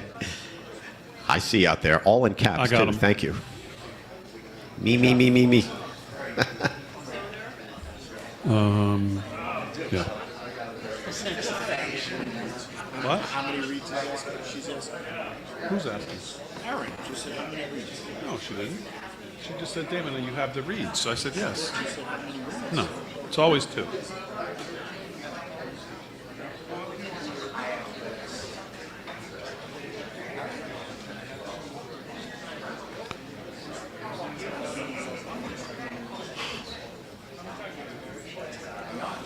Is Kevin got someone? Was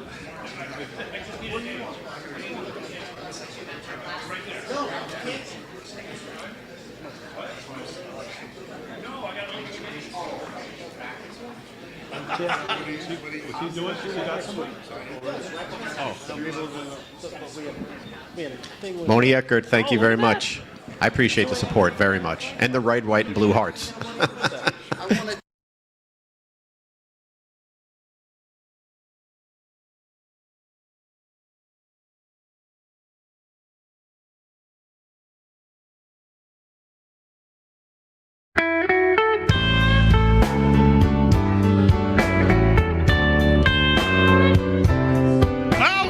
like the blues at the America First Warehouse. Let me talk to you about our friends at Tax Network USA. If you're stressed about back taxes, maybe you missed the April deadline or your books are just a mess, well, don't wait. The IRS is cracking down. Penalties add up fast. 5% per month, up to 25% for just not filing. But there's help. Tax Network USA can take the burden off your shoulders and stop the spiral before it gets worse. They've helped thousands of Americans, whether you're an employee, a small business owner, you haven't filed in years, messy books, no problem. They've seen it all. They know exactly how to clean it up with direct access to powerful IRS programs and expert negotiators on your side. Tax Network USA knows how to win. You'll get a free consultation, and if you qualify, they may even be able to help you reduce or eliminate what you owe. So don't wait for the next IRS letter. Call 1-800-905-8000, 1-800-905-8000, or visit tnusa.com/RAV, tnusa.com/RAV to talk to a real expert at Tax Network USA. Take the pressure off. Let Tax Network USA handle your tax issues. Again, call 1-800-905-8000, 1-800-905-8000, or visit tnusa.com/RAV, tnusa.com/RAV. Well, you know, every night on Studio 6B, we talk about what's going wrong in Washington, but here's a way to do something about it. You can join AMAC, the Association of Mature American Citizens. AMAC is the conservative alternative to AARP, and they're fighting for the values we talk about all the time: faith, family, and freedom, and good old-fashioned common sense. Members get discounts on travel, insurance, and prescriptions, plus access to useful resources and the great AMAC magazine delivered to your door. And get this, you can receive up to 33% off when you choose a 5-year membership. That's just over $1 a month. To join the movement that's holding Washington accountable and help saving the country, go to amac.us/Studio6B, amac.us/Studio6B right now and join. Again, 33% off when you choose a 5-year membership. That's just over $1 a month. amac.us/Studio6B, amac.us/Studio6B right now and join. Stand together and fight for the country that you love by joining our friends at AMAC, amac.us/Studio6B. All right, 19 past the hour, live from Studio 6B. Kevin Downey Jr. is in the audience with another great Patriot here at the America First Warehouse. I think he's actually right behind me. There he is, Kevin Downey Jr. Who you got? Thanks, Big D. We got Patriot Eric. Let's hear it from Patriot Eric, ladies and gentlemen. Love that shirt. Now, Patriot Eric, is just a little shout out you want to give? Yes, sir. I want to wish my beloved wife back there, Chrissy, happy 10th anniversary. All right. What a great wife. All right. She Happy brings anniversary. me to LFS 6B at right. America First Warehouse. I love you, babe.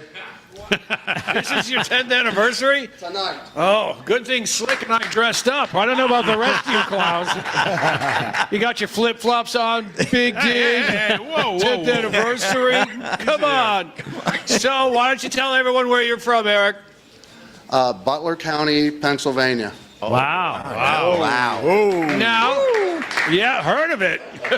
Now, you opened my eyes. I guess that incel that tried to kill Trump, he's not from Butler, is he? He is not. He's from Allegheny County.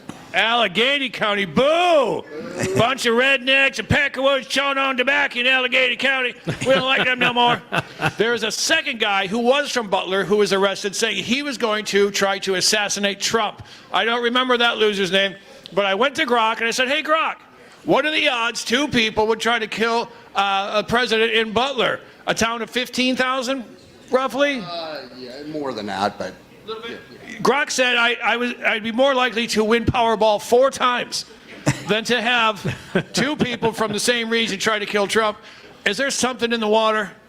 Well, there's stuff in the water, in everybody's water in the United States, but no, nothing specific of Butler. I mean, it's 2/3 Republican, supposedly. So we got the one guy. The 2 guys. The 2 guys who tried to take Trump out. Yep. What's your favorite thing about Trump, Eric?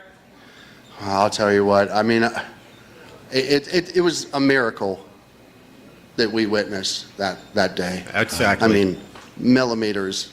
You know, if anybody says I've never seen a miracle, just show them that. I mean, there's there's no doubt about it. I mean, even Trump acknowledges that everybody, that's ever seen that, I think, that has any kind of belief in God at all says, wow, that was something. But if I could, I'd like to talk about our elections. Very involved in our election system. We're going to have to wait on that in a little bit. Otherwise, I'd sit here and talk to you all day. Now, you got to do me a favor, though. Look into that camera. Say, back to you, Big D. Back to you, Big D. Let's hear it for Eric. All right, Eric. Kevin Downey Jr. Live from Studio 6B at the America First Warehouse, where I want to remind you, next Friday and Saturday, big event. Live from Studio 6B, Steve Bannon in the house, 5 to 7 War Room next Friday night. And of course, he'll be back on Saturday as well. We'll be here Friday night, 8 to 11. What? Let me say it again, 8 to 11. What? 3 hours. 3 hour live from Studio 6B. Way past my bedtime. Complete shenanigans going on next Friday night here at the America First Warehouse, so make sure you don't miss that. Kevin Downey Jr. and Paul Nolan, let's get to their news. Kevin, give me one of the stories that's on your radar for news here. Sure. Thank you, Big D. I wrote an article for PJ. It's going to come out Monday because the editor's not sure if we should print this, but everything I'm about to tell you is true. No, I mean it. This is all true. This is creepy, and I don't know why it's not getting a little more airplay. There is a confederacy of online cults. They're pedophiles. They like to rape women and kids. They like to engage in suicidal missions to disrupt Western society. They want to end Western civilization. They're anti-Semitic, and they're big into Islamic jihad violence. I don't know who could be behind that. Sounds like Democrats. Sounds like Democrats to me. Blue head. And now check this out. In roughly 6 hours of research, I found 6 teens or slightly older who have been in contact with these people before they went on school shootings or mass shootings. This includes the animal from Minneapolis. He was in touch with these people. The Antioch shooter from earlier in 2025, a 14-year-old would-be bomber out in Oregon. The list goes on and on.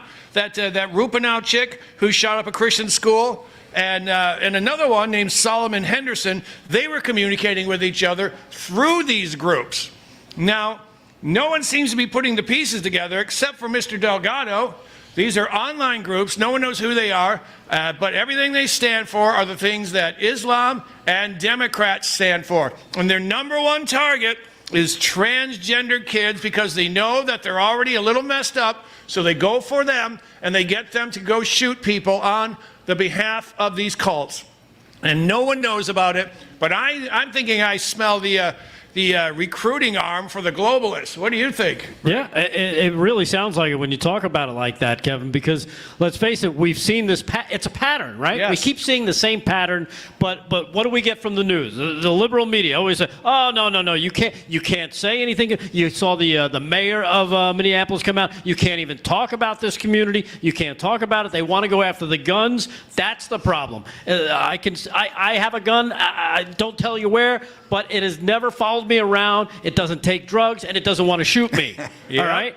And you know what, Paul, what do you think? I think the globalists they're really manufacturing these school shootings because they want to use this to take our guns away, like Australia fell for it. Mass shooting in 96, 32 people killed, and the Australians go, yeah, we'll give up our guns. Yeah, you know what?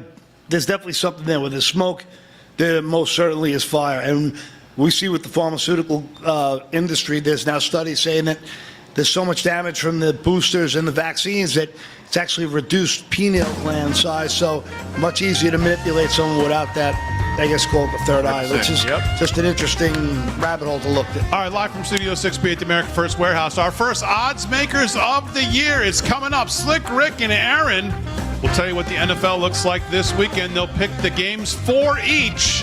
Slick's already up 1 game from last night. We'll see what happens on the weekend. We'll do it when we get back right after this. Hey.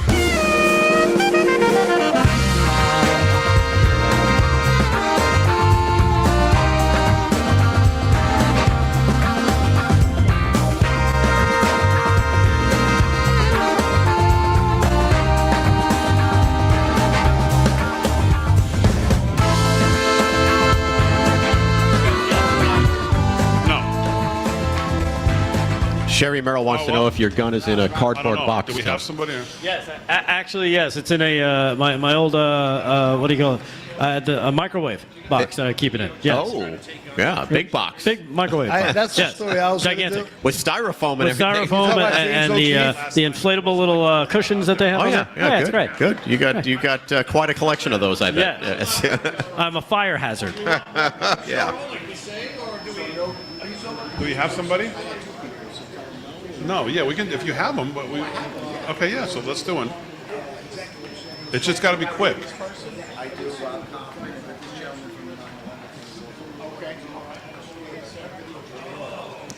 Travis Keese, thank you, man. Appreciate that. Chat live in All the right, Aaron, chat. we'll do one here.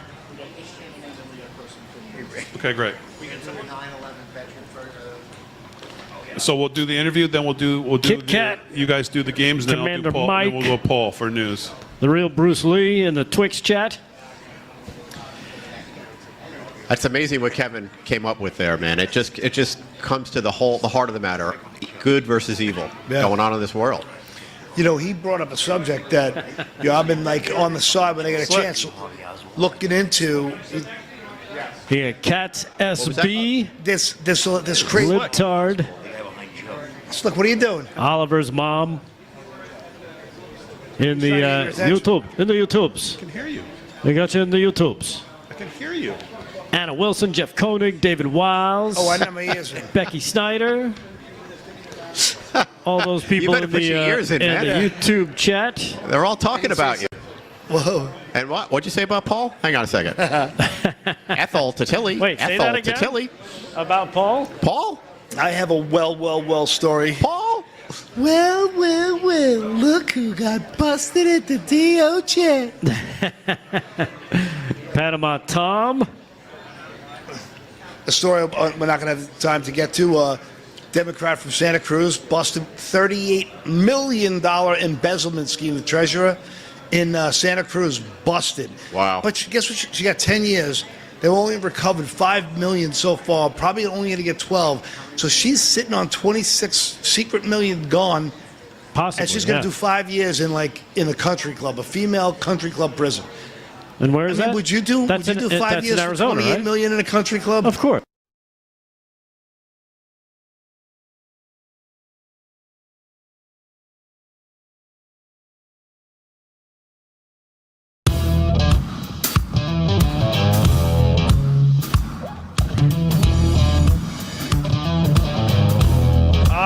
Welcome back, ladies and gentlemen. Live from Studio 6B at the America First Warehouse, the most patriotic venue in the galaxy. I'm here with Patriot Jerry. Let's hear it for Patriot Jerry stepping up to the microphone. Patriot Jerry, what's on your mind tonight? I just want to remind people that next Thursday is 9/11, and I want people to take time to remember the day. Take time to acknowledge that what we lost and then the 2 subsequent wars that came out of that, and all of our patriots who were killed in Afghanistan and Iraq, and all the people who've been injured and maimed and many other ways. And it's really important to remember it. I'm with the Long Island Veterans Foundation. I'm a current member of the U.S. Coast Guard Auxiliary, and it's something that we need to have a feeling of. Now, at the beginning, in the first number of years, everybody's very patriotic, but we notice how it waned, and thankfully we got a president now who is totally supportive of the military, and actually always mentions the Coast Guard, because we're always the forgotten child of the whole military operation. But it's very important on Thursday to remember it. If you're down in Manhattan, they shine the lights up. They have the artificial lighting that was in the place of where the footprint of the Trade Center. And again, please acknowledge it. I know there's a lot of controversy about Building 7 and everything else, but we're talking about the people who were lost that day. Absolutely. Now, Jerry, let me ask you. You can clap for that. Go ahead. Yeah. Jerry, let me ask you. I was in Brooklyn that day, and a couple days later, I was lying in bed watching President George Bush, tell us that Islam is the religion of peace. And here we are 24 years later, a communist Islamo-communist, I call him, is about to take over New York City. How do you feel about that? Well, it's going to be a real problem, and hopefully the situation will arise. There's one piece of information. I'm going against all conventional wisdom. I personally think Eric Adams has to stay in the race. His vote is predominantly black. He drops out. That vote's going to Mondami. Trust me when I say that. It is not going to go to Cuomo. It's not going to go to Curtis. So the best thing to happen for New York City is Curtis can win with 32 to 34% of the vote. And what they have to do is spend all the money. Now, Casamatides somebody wants to get out. Trump is talking about somebody getting out. Pump the money into negative campaigning against Mondani. Expose this guy for what he is. And then hopefully we'll do really well. It's very important. And one other thing I wanted to mention. I lost 2 people on 9/11. One was a cop who had retired in the morning of 9/11, went up to his apartment, came back down when he found out about the Trade Center, ran into the Trade Center, and the building fell on him. The other one, I was student president at Stony Brook University. My vice treasurer, Lisa Raines, was on the plane that went into the Pentagon. So for me, it's really, really personal. And I am concerned about the religion of peace. If there's one network that's not gonna not think about 9/11 next Thursday, it's Real America's Voice. We take that very seriously here. Back to you, Big D. Yes. And thank you, Jerry. You're right about that. Thank you, Jerry. It's amazing how long it's been. It is, isn't it? Yeah. It feels like Amazing yesterday, how long doesn't it's it? been. Yeah. And the point of Mondami in this situation, when you think about what happened in New York that day, and you think about that some guy like this could not only be taken seriously, but can actually win elections, is stunning. It's insulting to every life lost on 9/11. Besides the fact that it's insulting to all of us as A literal common sense people. Islamist communist is going to take over New York City. Yeah. It's insulting to anyone who died fighting communism anywhere along the way. Yeah. It's unbelievable. It's unbelievable. We're not even surrendering the city. Uh, We're handing it to them. Yeah, it seems that way. Now, what's his name did say that he's staying in the race today. Everybody thought he said he was going to drop out Eric Adams at 4 o'clock, and he actually got on and said, I ain't going anywhere, and Cuomo's a slimeball, basically. So he know took that. direct shot at him. So, all right, 34 past the hour. Let's change it up here just a little bit. Now, we were going to involve the live from Studio 6B audience. Farmer Brooke was supposed to be on, but we had some technical difficulties connecting with him, so we're going to move him to another week. But let's do Slick and Aaron. Let them go head-to-head here. Week 1, Aaron, roll it, of the Oddsmakers. All right.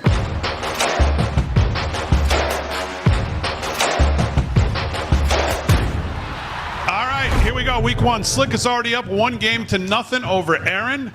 They're going to pick I think they're picking 4 games. I don't know how many college, how many pro. But Slick, I'll let you go first. Game 1, where are you going? All right, 2 college, Big D, and it's week 2 for college, obviously. I'm taking Michigan. Michigan over Oklahoma. Michigan plus 5.5. They go to Norman to face the Sooners. Michigan with Bryce Underwood will make the march into town. First big road game for Bryce Underwood. We'll see how he does. Who you got here, Slick? Now I'm taking Michigan plus 5.5 in Norman. Don't call me Chubsy Ubsy, Oklahoma. I think they're going to take that game and they're going to win it going away, especially with that freshman QB. All right, very good. Michigan plus 5.5 for Slick is game number 1. Aaron, where are you going for your game number 1? Game number 1, I'm looking at that Oregon-Oklahoma State game. Okay, Oregon-Oklahoma State. And who you got and why?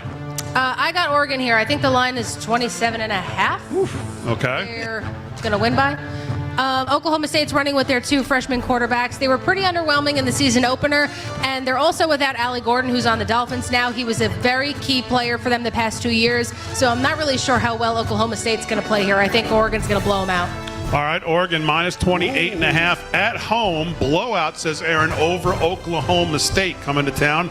That's a 3:30 game on Saturday. All right, game number 2, Slick, who you got? I'm going to Alligator Alley, Big D, Gainesville, Florida, and it's Florida Gators and USF, University of Southern Florida. All right, in-state rivalry, who you got? I got Florida, laying 17.5, I believe. Okay. Yep. Why do you like the Gators? Any reason? After coming off that 55-0 win over LIU University, which is right here on Long Island, they look real prime, and I think they're going to run away with it. They are number 13 and looking to get into the top 10, Big D. They're taking no prisoners. They're going to roll. All right, Slick's got the Gators minus 13. What'd you say, 13.5? 17.5. 17.5 is game number 2. Slick likes to lay the wood. We know that. Yes, I do. Chalk it up. All right, Aaron, what's game number 2 for you? I'm going to the NFL now. I'm looking at that Rams-Texans game. Rams and Texans. Let's see what the line is in that game. I had 3. All right, 3. LA LA -3 at home over Houston. Why do you like the Rams? Who are you taking? I'm taking the Rams. All right, why? I feel like the teams have had a lot of turnover this past offseason. Notably, the Cooper Kupp is not with the Rams anymore, but they do have Devontae Adams. Sad he's not on the Jets anymore, but I feel like he's going to play really well in LA. He seems relaxed. He seems refreshed, not dealing with the Jets everything. So hopefully he has a better season than he did last year. I think they're going to be able to hold it down. And Texans, they don't really cover in September. So okay.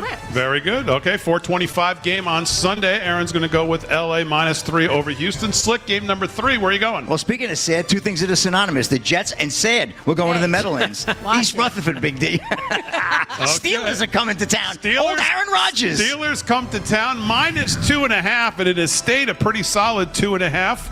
Pittsburgh, a road favorite at the Met Get a Life Stadium. Where are you going, Slick? I'm going with the Steelers, laying 2.5 on the road. TJ Watt, too much. I think they're going to win that game. Aaron Rodgers comes back. I know he's 41 years old. It's probably not popular because we're here in New York and I'm giving this report here. But I'm going to take the Steelers. I think their defense is too good, and I don't think they're going to be able to get out of their way with Justin Fields. All right, so Pittsburgh -2.5 for Slick is game number 3. Where are you going, Aaron, for game number 3? Game number 3, that Browns-Cincinnati Bengals game. I'm going to take the Browns here. Upset. All right, Cincinnati -5.5 on the road, going to Cleveland. You like the Browns, huh? That's a Paul Nolan special. Yeah, I'm kind of siding with Paul Nolan on this one. All right. I feel like Joe Cool is definitely going to give them a run for their money, but for some reason, I really like Flacco at QB1. Fun fact, in 2008, his NFL debut was playing against the Cincinnati Bengals, and they won that game. Pretty interesting. I feel like it's a nice little... I think it's going to go good for Joe Flacco. I don't know. I just have a good feeling about the game. Is he going to be allowed to have his walker on the field, or does he have to get rid of it before he comes out? He'll use it on the sidelines. I think he'll be okay on the field as long as he stands up for like 5 Okay, Aaron's got Cleveland +5.5. Is there game number 3? Final game, Slick, game number 4. Where are you going? Oh, the game of the week, Sunday night, really is. It's probably the matchup of what could be a prelude to the AFC Championship game again. You got the 2024 MVP versus the 2023 MVP in Josh Allen and the great Lamar Jackson.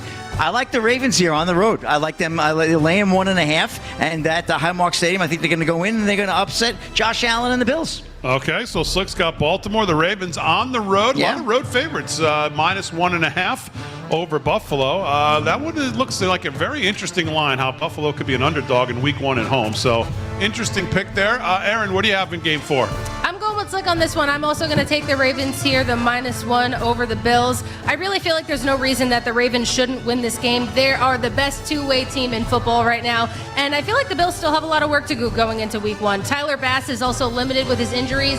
I don't know how that's going to play out for them. I know they picked up vet Matt Prater on the practice squad. He's a really good kicker, so I don't know. It could be pretty close, but I think the Ravens are going to take this one home. All right, Baltimore for Aaron as well, -1.5. That does seem like a strange line, Paul Nolan. Wait, it's 1.5? It's 1.5. 1.5. Baltimore -1.5. How is Buffalo a home underdog in week 1? That doesn't make any sense to me. That team has been stacked for how long? So, you know, you got Josh Allen and you got Boy, I tell you, Travis Henry, baby. I think the two Travis Henry. I would say the two of you are probably on the right side of that game. I would have to take fishy. Baltimore and that's fishy. So, all right, there you go. 4 games. Slick versus Aaron. Slick's up 1-0 on his win on Dallas last night, covering the 8.5. So we'll see where we are come Monday. And of course, we will have the live from Studio 6B audience involved with the Oddsmakers the rest of the year. Yes. We'll get Pharma Brooke onto another week. So, all right, there you go. There's your Oddsmakers for week 1. All right, live from Studio 6B at the America First Warehouse on a Friday night. Mr. Nolan, what's on your mind in the news? Well, James O'Keefe is at it again. He says on Friday, an FBI official was escorted out of the building after he released an undercover video of a DOJ official admitting the government will redact every Republican while leaving all Democrat people on the Epstein client list. So our DOJ investigation is just beginning. Another tape is about to drop. We're currently verifying the footage and confirming our sources. And we've been told an FBI official was escorted out of the building. So, again, more partisan politics, you know, under the cover of... the guise of Epstein, yeah, right? Just the Epstein thing. And now O'Keefe just said this, that there's another investigation underway and another tape is about to drop. We're currently verifying the footage and confirming our sources. So, You know, it's just always some dirt floating around the surface on this thing. I really hope one day it just flushes all out and we know what the heck happened in this toilet. Because this is this, you know. I haven't talked to you. I wasn't on the show when you were on Wednesday. What did you think of the press conference the other day? Because I thought there was some quite number of things that came out of that. Like the lawyer basically saying, there's no book of pedophile ring here. He essentially said. Did you hear him say that? Unfortunately, I did not get to listen to the whole presser. I had it queued up. I've just been so busy with work. But I do have it set where I want to watch it, you know, at least in 2x speed so I can get, you know, through it. But to me, there's a lot of strange players, you know, in the background of this thing. So it's not a great look overall to me. I mean, it's not a great look to say, hey, we all know the names. We're going to make our own list, but we're just not going to tell any of you. Well, what is that strategy exactly? I don't really understand. That's a weird one, yeah. Yeah, just, I mean, if you know the names. You know, there were some people involved, Aldred, right? What's her name? Gloria Aldred, the attorney. She's been a... No, I heard that was debunked, that she was actually not there. I had heard that too, that she was there, and I saw a picture, I thought of her, but somebody said that she was actually not there. Bill Gates was there. Well, we can talk about that meeting last night But again. we never got to Kane. We should really get to Kane on the way out. All right, live from Studio 6B. We'll wrap it up when we get back on a Friday night. America First Warehouse right after this.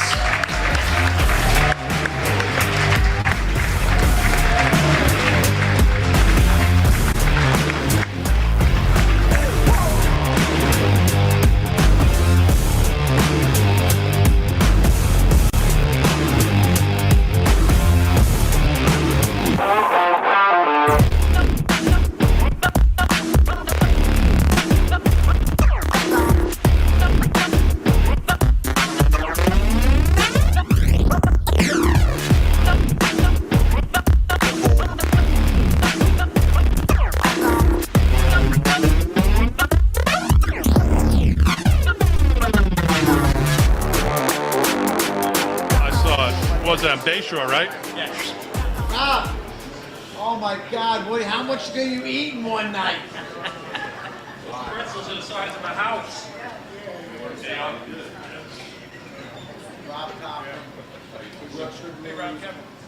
All right, this is going to be the last segment, everybody. So you guys have been doing a phenomenal job on your TV debut. So thank you. We appreciate it.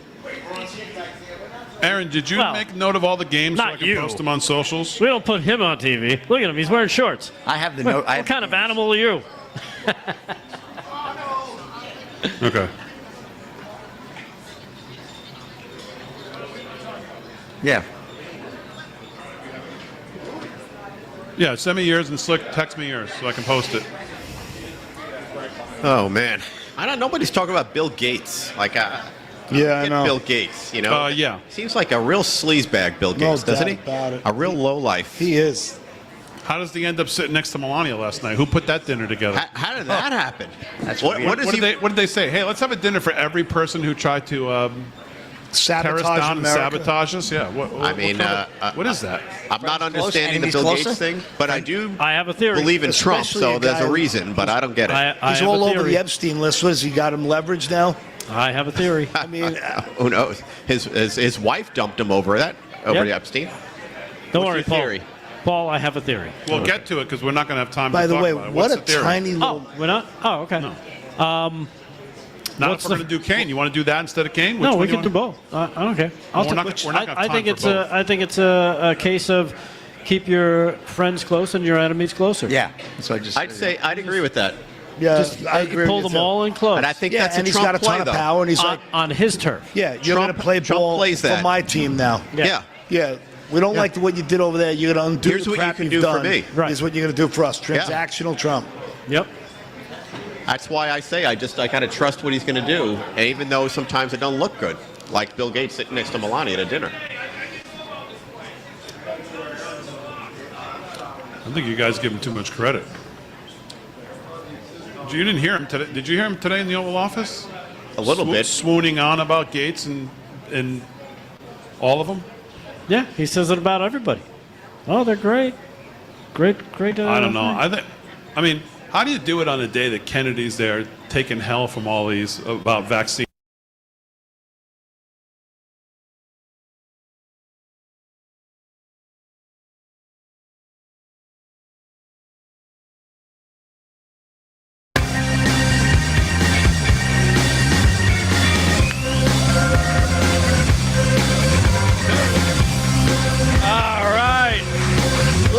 gentlemen, bad news. It's the last segment of the night, last segment of the week. I know.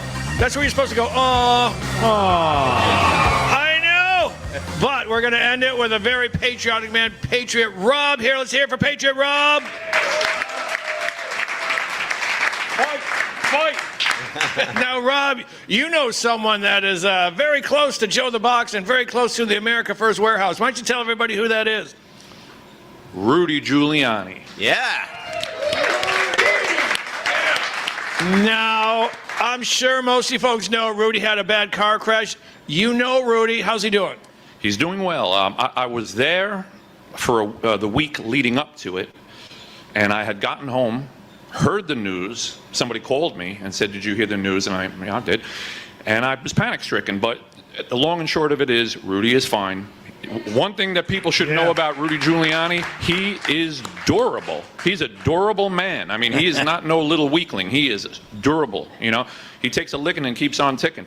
But yeah, he's doing very well right now. I first met Rudy from listening to him on WABC. I was a caller, if you can believe it.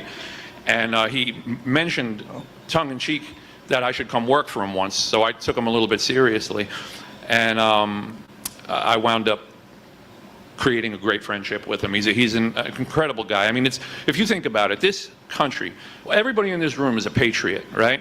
But you have to admit, prior to the Trump phenomenon, which Rudy was right there with it, we were kind of asleep on our feet, weren't we? I mean, did we realize that the problem was as deep as it is, that the deep psychology, how the psyop, essentially, that was being run on the American people by the media and by every other disgusting criminal piece of garbage that we have, that almost is, they're still trying to do it. They're not talking so loud nowadays, I noticed. Like, you go into a Walmart or something with a Trump hat on, which I do frequently, I don't get anybody coming up to me saying anything, except for, like, "Hey, I like the hat." You know, you get that now. Yeah. You don't get too much. The lefties, they've quieted down quite a bit recently. You ever noticed that, everybody? I was wearing my MAGA hat at Trader Joe's. Don't be jelly. I go for the good stuff. And some guy goes, "You support a pedo," because I had a MAGA hat on. I said, "You voted for a guy who literally showered with his daughter, you animal." And then he went away. Can you tell us, since you know him, Rob, can you tell us where Rudy's going to be 1 weekend from now? 1 week from today, he is going to be, Rudy Giuliani, Peter Navarro, and Steve Bannon are going to be here at the America First Warehouse. Oh, yeah. All right. Thank you, Patriot Rob. Thanks for the update on Rudy. Back to you, Big D. All right, great to hear on Rudy, America's mayor, by the way, America's mayor, Rudy Giuliani, who hopefully will make his return to Live from Studio 6B if the mayor feels up to it next week. Remember the last time Rudy was on the show? one of the great clips we've ever had on this show. Talking about Joe Biden back then. So That was classic. we'll see if Mr. Mayor would like to return, and we can talk about other things. So I'm glad to hear that Rudy's doing well, because the news of that sounded just horrifically bad. So it's good to hear. So. Well, we got 6 minutes left, and I wanted to start the show with this, but I figured, we had President Trump, so we had a couple curveballs tonight, but maybe we can end with it. Aaron, whatever cut number that is from last night's show, roll that. The notion that rights don't come from laws and don't come from the government, but come from the creator, that's what the Iranian government believes. It's a theocratic regime that bases its rule on Shia law and targets Sunnis, Baha'is, Jews, Christians, and other religious minorities. And they do it because they believe that they understand what natural rights are from their creator. So the statement that our rights do not come from our laws or our governments is extremely troubling. Now, Tim Kaine was the Attorney General of Virginia. He wanted to be the vice president of this country. He was the lieutenant governor. He was the 70th governor of Virginia. He's been a senator for however long. And Tim Kaine clearly does not understand one of the most fundamental core founding principles of this country, of this constitutional republic that most of us hold dear, because that statement is beyond idiotic, and it's hard to even explain. Tim Kaine believes your rights come from him because he's the government, the way he describes it. Your rights come from him.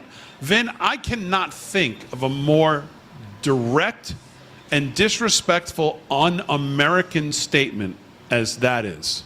The Founding Fathers set out to do one very basic thing: to keep government out of our lives.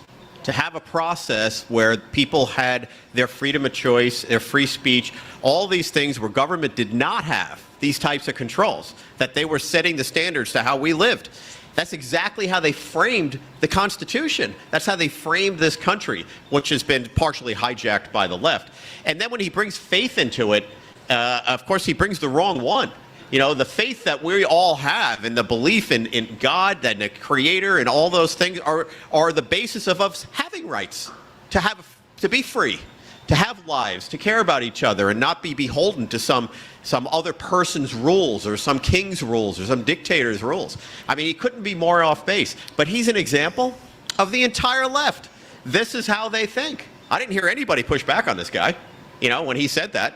You know, the left was probably nodding. Yeah, exactly right, Tim. Way to go. This is the problem. They actually believe this stuff. Well, that's what I was talking about earlier when I said there's TDS, Trump derangement syndrome, and then there's Trump failure syndrome. This guy is afflicted with both of these particular problems, and it streams out of his brain because he doesn't realize, oh, well, what we did before we started this show tonight with Joe the Box holding the flag, what did we do? Pledge allegiance. Under who? God. Exactly. Yeah, and I remind Tim Kaine, there's no punctuation between those four words. There's not a comma. There's not a period. There's no punctuation in the Pledge of Allegiance in that part of it. Yeah. And it's and right when you there. think about it that way, it's a totally different sentence. It is. One nation under God. There's no comma in between those four words. Exactly. And all the guys that came over to you know, all the settlers, all the ones that came over to start this nation, came with various ideas of their God. But it was all, they put that all together to say we recognize that there's a God out there that we serve. Yeah.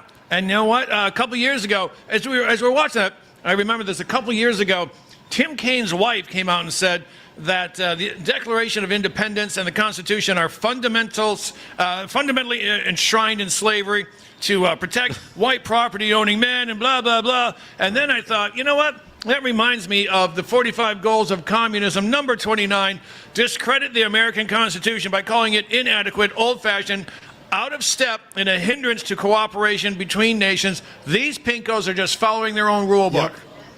Yeah. Yeah. This is why, as Vin says, the whole left, when you think of how egomaniacal they are, how they think, because they actually believe that they determine your fundamental rights and liberty. They think we're a democracy. They don't understand our founders specifically did not want a true democracy. It's why we're a constitutional republic for that very reason. Yeah, mob does not rule. And, you know, this guy over here looks like lip gloss and glitter telling me that he can run my life better than me. That's what that authoritarian, egomaniacal lunatic just said to all of us, that he knows how to run your life better than you do. And by the way, that's why they think they can destroy your liberty, because they think it comes from them. So they give it to you, they can take it away. Exactly right. They think it's crazy that, oh my, how dare you think that you can think for yourself? As always, I want to thank everybody here at the America First Warehouse for another great Friday night show. Joe the Box and his staff. And as always, we honor all of our emergency personnel, all of our truckers, all of our farmers, everybody that keeps the country moving forward. Thanks, guys, on the show. Aaron, Frank, great job. Good luck on the Oddsmakers, Slick and Aaron. Have a great weekend, everybody. We'll see you Monday night back in the studio, live from Studio 6B. We'll see you then.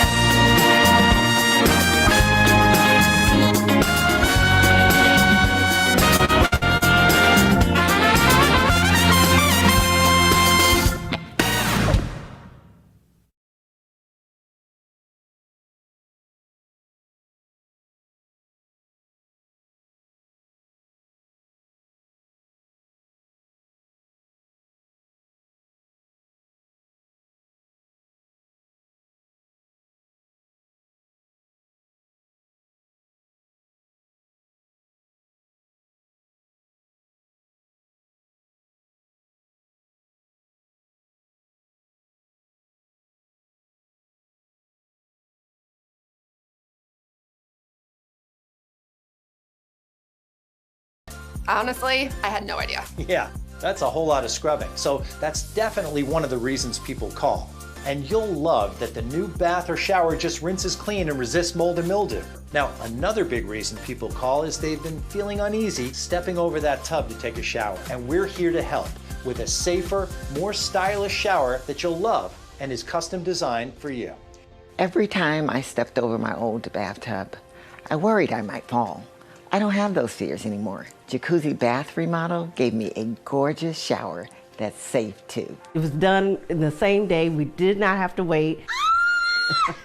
It is amazing. Time is running out to take advantage of this special offer. When you call right now, we're waiving all installation costs with our Christina Across America offer and no interest and no payments for up to 1 year. Call now to schedule your free, no obligation in-home design consultation. You can create your new bath or shower customized just for you, installed in just 1 day from the most trusted name with Jacuzzi Bath Remodel. Call now. It's never been easier. Get your free design consultation, schedule your 1-day installation, and start loving your new bath or shower right away. You can go from this to this, and from this to this, or even from this to all this in just 1 day. I did not like my bathroom before and was embarrassed by it. Yes. This is unbelievable. It is stunning. I can't believe it. Time is running out to take advantage of this special offer. When you call right now, we're waiving all installation costs with our Christina Across America offer and no interest and no payments for up to 1 year. Call now to schedule your free